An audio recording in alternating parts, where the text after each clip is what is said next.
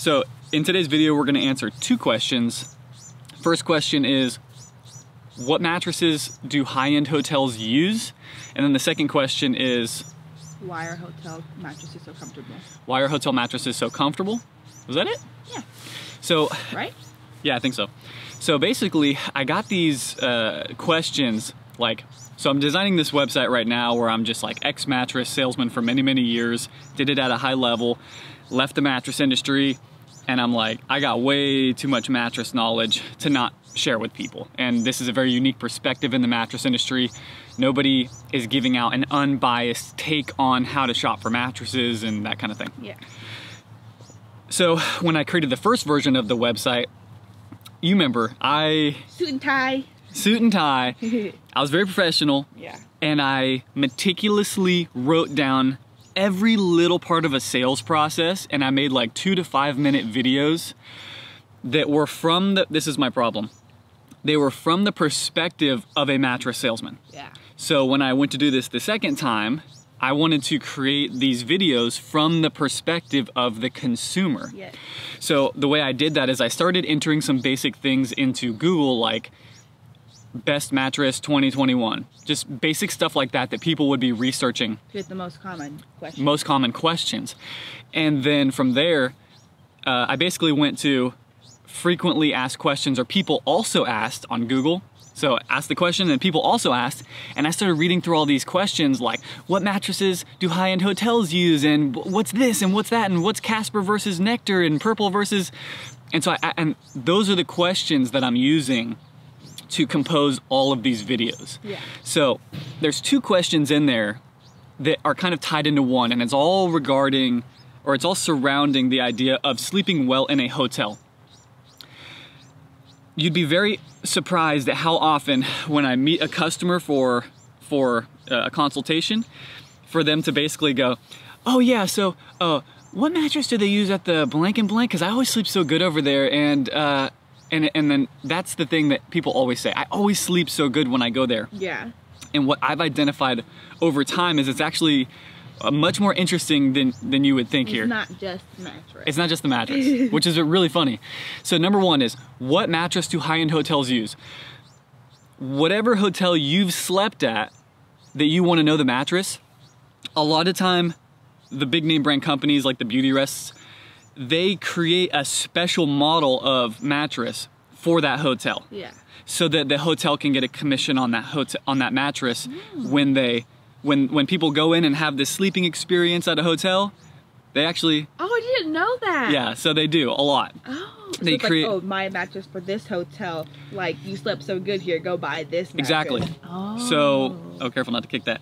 But so basically, the hotel's the salesman. Remember, I always tell you, everyone's the salesman. They're all trying to sell you a mattress.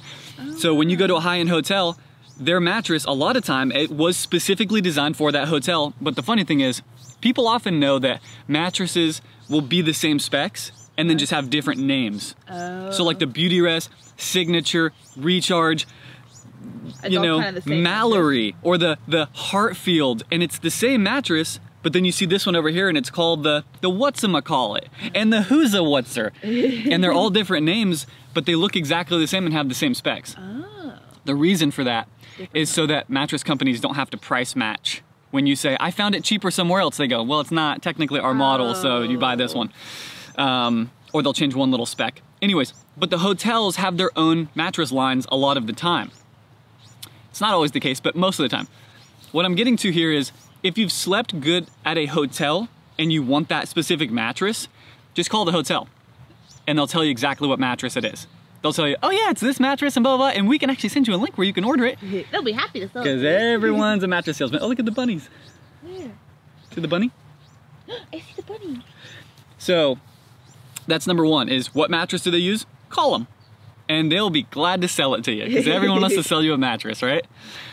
Number two is, why are hotel mattresses so comfortable? Now think about this. When you go to a hotel, the whole thing they're selling you is a place to sleep. Right? They're selling you this sleeping experience. So they have to make it good. So they have to make it good, or you won't come back to the hotel. Yeah. Now, how do you make sleep good as an experience?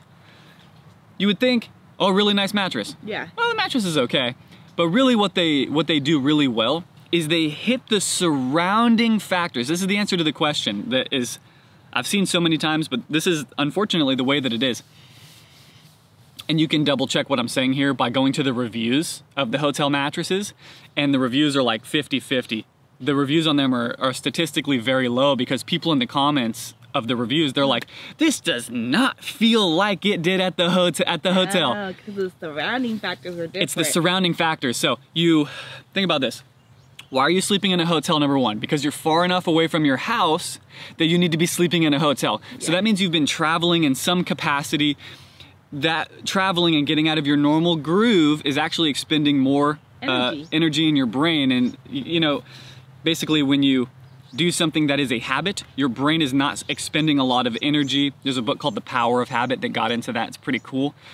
And if you divert from your habit, your brain is spending a lot of energy. Yeah. Which makes you exhausted, number one. So you're far enough away from your house that you needed to sleep at a hotel. So you're exhausted. Number two, blackout curtains. So you go in there, you're like, I'm gonna go to sleep, right? You close these big, thick curtains. Well, these are different than your curtains at your house because these are like industrial blackout curtains that have multiple layers. That make everything dark. It cuts down on light pollution. You'd be very surprised to see the difference in sleep between a completely blacked out room and a room with even a small amount of light pollution. I personally like sleeping in an environment, because I know about sleep, where I can't see my hand in front of my face.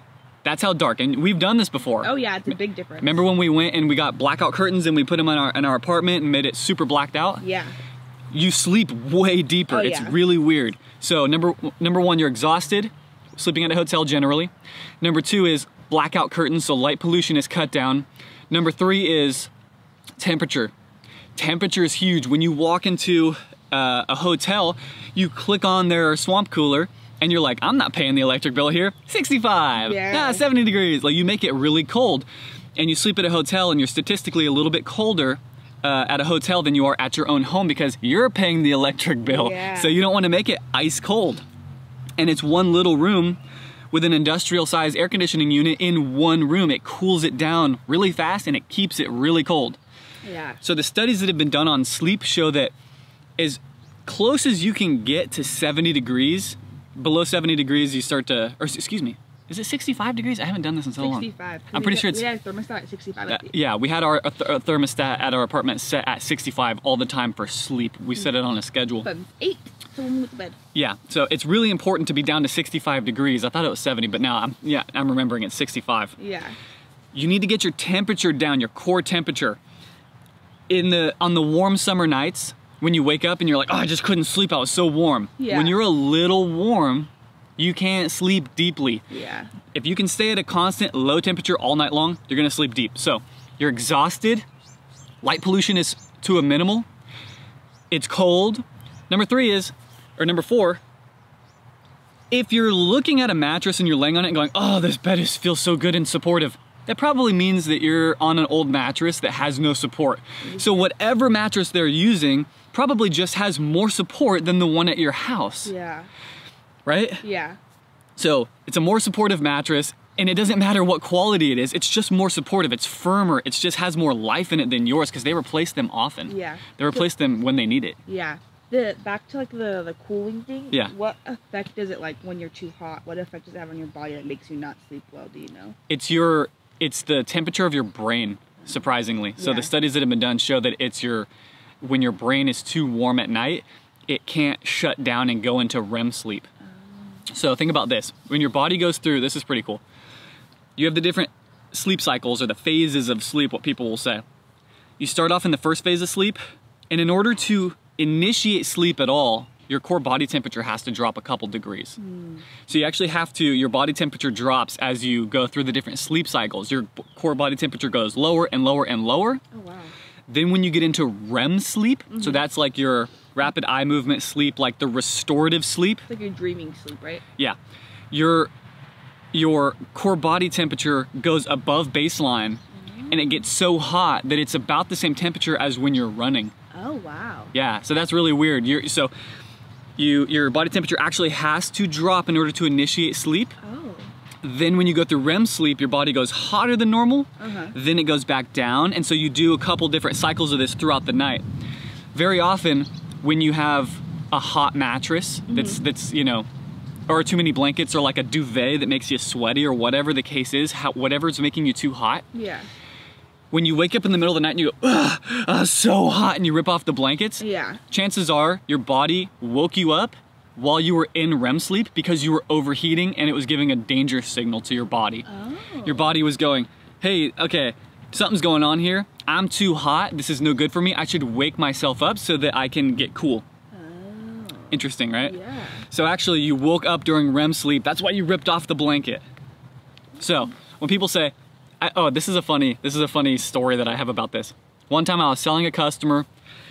I'm giving them my pitches. I'm teaching them as much as that was my whole selling philosophy, was how much can I know so that how much can I teach people? Yeah. And I always found that my sales statistics were very good because I wasn't trying to be sleazy guy. Yeah. I was just teaching people everything that they wanted to know. And so, you know, statistically, I ended up selling a lot of mattresses and doing it very well. I had one guy who I did my whole pitch to. I explained this hotel, you know, situation because he said, oh, what's the hotel mattress? That's what I want. Yeah. And I explained this and he was like, okay, that's cool. Well, we have a couple more stores to shop at. I'm like, absolutely, you know, go shop at the other stores. He went to another store. And then the next day I saw him back at my store. And I go, hey, what's up? What brought you back? And he goes, I went to the store down the road. It's technically across the street, but I went to the store down here. I walked inside, and as I was waiting, there was a salesman over here working with a couple who walked in. And the couple walked in and said, hey, what hotel mattress? And he was like, they were spouting off everything that you were saying.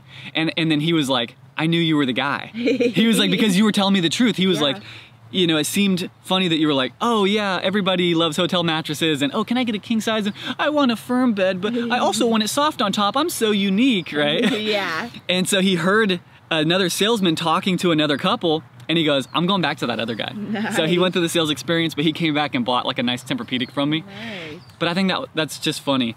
But that's the answer to this question is, if you want to know what mattress a high-end hotel uses, just call them. They'll be happy to tell you and steer you towards where you can buy it. And then number two is, it's not the hotel mattress that made you sleep so well. It's actually the surrounding factors of your sleep that night. Yeah.